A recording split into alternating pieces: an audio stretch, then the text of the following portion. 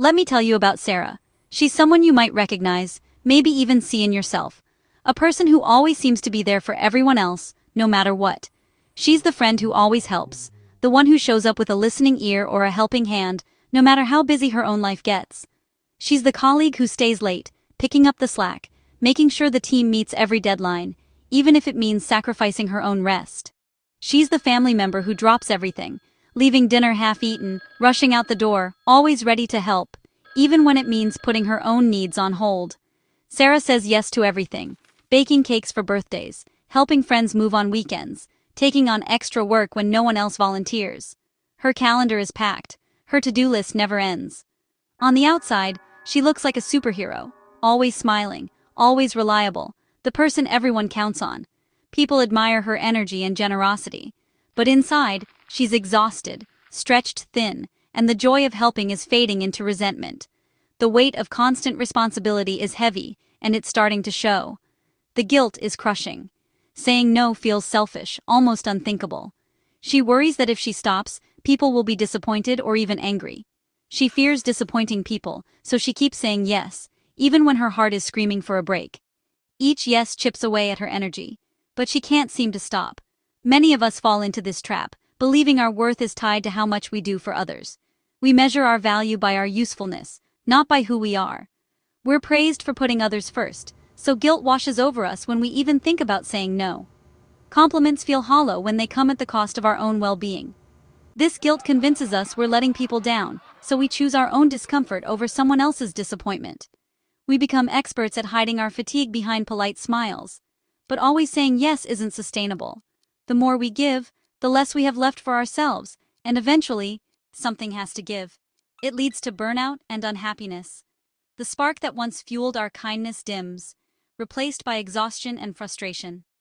Sarah's constant agreement isn't a real choice. It's fear and guilt in disguise. She's trapped by the belief that her needs don't matter as much as everyone else's. This is the people-pleasing trap. Believing your needs matter less than everyone else's. It's a cycle that's hard to break, but not impossible. It whispers that your value comes from your usefulness, not who you are. But that's a lie. You are worthy even when you set boundaries. You don't have to live this way. Your needs matter. It's okay to pause, to rest, to say no without guilt. Your worth isn't measured by how much you do for others. It's measured by your kindness to yourself, too. When you honor your own needs, you show others how to honor theirs. Learning to say no is the first step to reclaiming your peace. It's not selfish. It's necessary for a healthy, balanced life. It's time to stop telling yourself you have to say yes to be loved.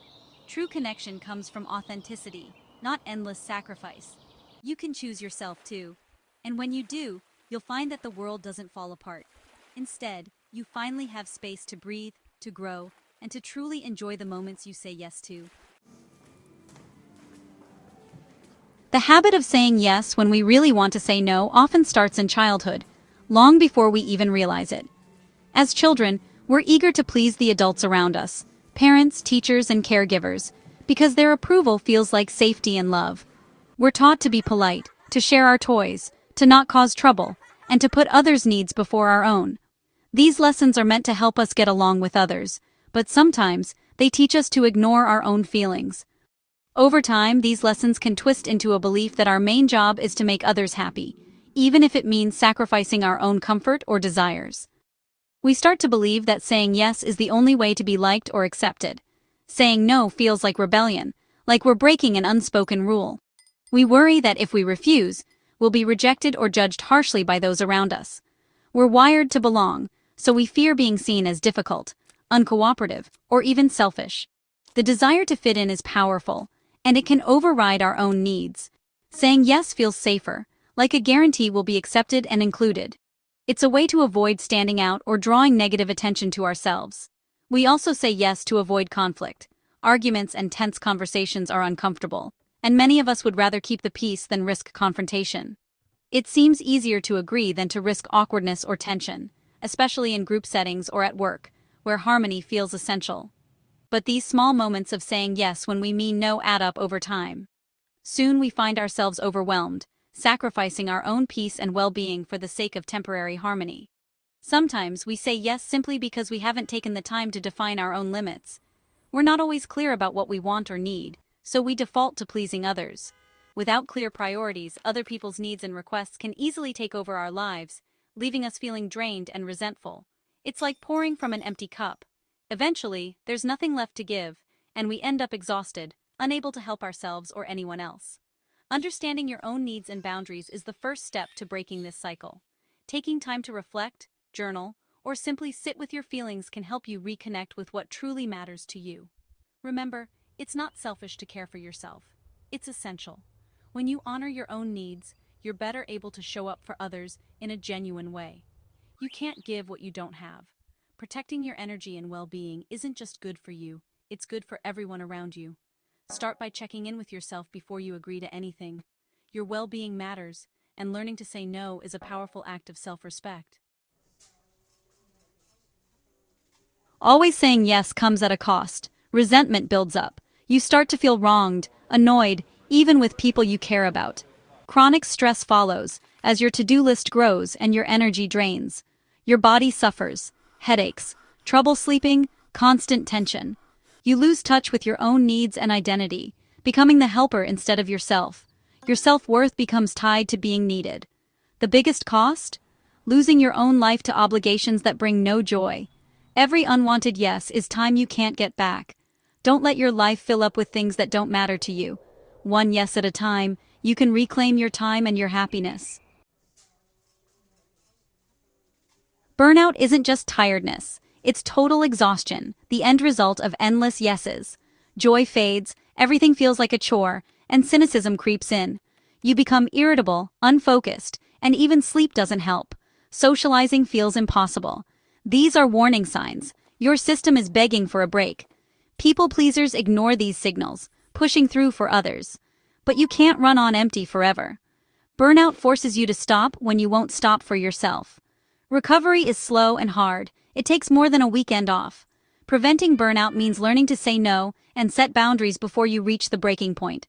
Recognize the pattern and take back control of your health. Your well-being is worth protecting. It's time to rethink the word no. No isn't negative, it's self-care. It's a gentle but powerful way to honor your own needs, even when the world expects you to always say yes. When you choose to say no, you're not closing doors. You're opening space for what truly matters to you. Saying no to others is saying yes to your own peace and priorities. It's a conscious decision to protect your time, your energy, and your mental well-being. Every time you say no, you're making room for the things that bring you joy and fulfillment.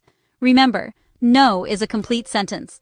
You don't have to justify or defend your boundaries. A simple, respectful no is enough.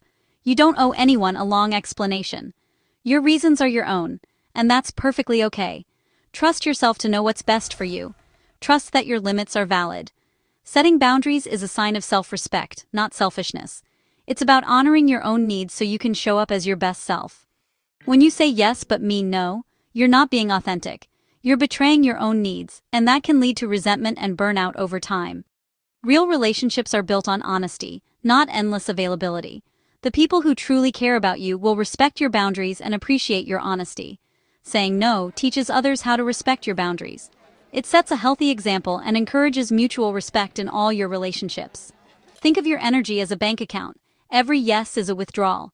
If you keep giving without replenishing, you'll eventually run out of resources to give. If you never say no, you'll go bankrupt. Protect your energy so you can invest it in the things and people that matter most. Protect your energy for what truly matters. Give yourself permission to rest, recharge, and focus on your own growth and happiness. It's not selfish to manage your resources, it's responsible. You can't pour from an empty cup, so fill yours first. Boundaries are the foundation of a healthy life. They give you strength, clarity, and the freedom to live authentically. Practice saying no, even if it feels uncomfortable. Like any skill, it gets easier with time. Your needs are important, and you deserve to honor them. Start small and build your confidence. Each time you say no, you're saying yes to yourself. And that's a powerful choice. If a direct no feels too hard, try the sandwich method. Start with a positive.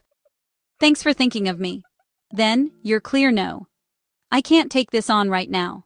End with kindness. I hope it goes well. This approach is gentle but firm. It shows respect for both your needs and theirs. Avoid vague language. Be clear. The sandwich method makes saying no less confrontational. It's a great way to practice setting boundaries while keeping relationships strong. If you feel pressured to answer right away, use the delayed response. Say, "Let me check my schedule and get back to you."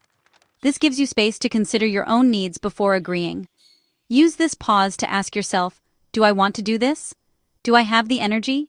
Respond honestly after you've checked in with yourself. If it's a no, deliver it calmly, maybe with the sandwich method. The delayed response breaks the habit of automatic yes. It helps you respond with intention, not obligation. Sometimes you need a firm boundary.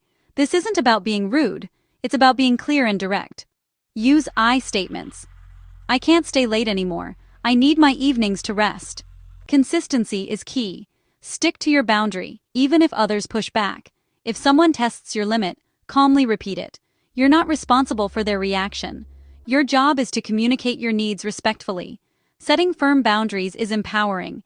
It tells the world and yourself that you matter. Your needs are valid. You're in charge of your life. Boundaries create real, sustainable relationships. This is how you find peace. Learning to say no is a journey of self-worth. Every time you honor your limits, you reinforce that you deserve care and respect. This isn't selfish. It's the foundation of a healthy life.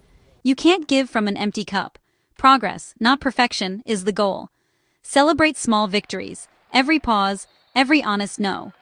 Over time, overwhelm fades and genuine connection grows. You'll have more energy for what truly matters. Living authentically brings peace and control. Try one strategy today: the sandwich method, delayed response, or a simple no thank you. Choose yourself, even if it feels uncomfortable. On the other side is freedom and self-worth. You are worth it.